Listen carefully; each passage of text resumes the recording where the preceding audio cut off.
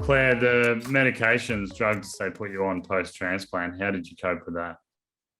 So they put me on tacrolimus, which is an anti-rejection, and that gave me gives you the terrible shakes. Your hands are shaking, and that does wear off, but you do get night sweats with it. Even still now, I have to sleep with a summer duvet, which is like this thin, because I sweat so much. But after I had it and I wasn't used to them, tacrolimus made me shake really badly, and I would sweat so much that I'd wake up and the bed would just be drenched.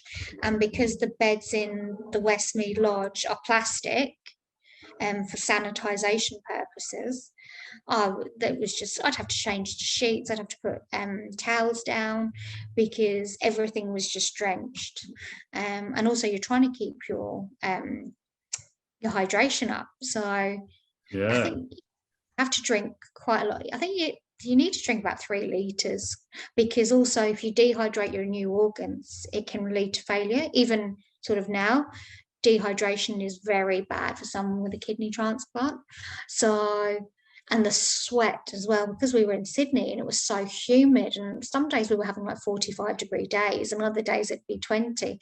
The weather was mad and we'd have huge thunderstorms, but when it was humid, it was quite a worry and a problem, because they kept saying, you've got to drink more, you've got to drink more. And I was like, I can't drink this much. So you've just had a double transplant and you're just struggling to keep the fluids down. And also they come straight out of you as well, because your kidneys not adjusted. It sort of resets itself. So I was going to the toilet all the time, up in the night, drinking all the time and weeing all the time. That was a bit difficult. And the sweating.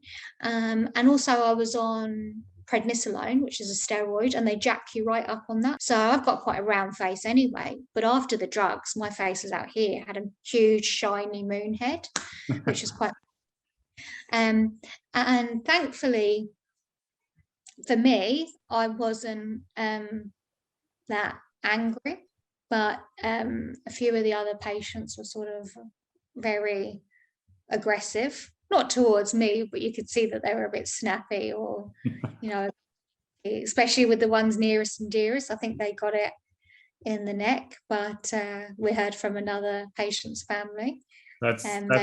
That's how I described it when I was talking about, was I felt bipolar when I'd go through these massive highs, and then the smallest little thing would frustrate me and I'd lose it. So yeah, good old prednisolone.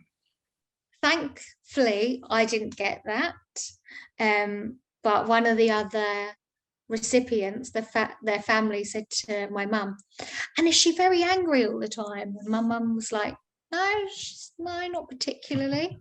And I think I was just pleased that I could get out and I wasn't feeling as awful as I was. And they said, oh, and she's on steroids, isn't she? And my mum was like, yeah, why? And they said, well, our family member, she's very angry.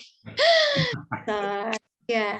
Thankfully, it does throw your mood around quite a bit for some people. Yeah, well, thankfully I didn't get the roid rage, but yeah, it does happen. So that was the main effect.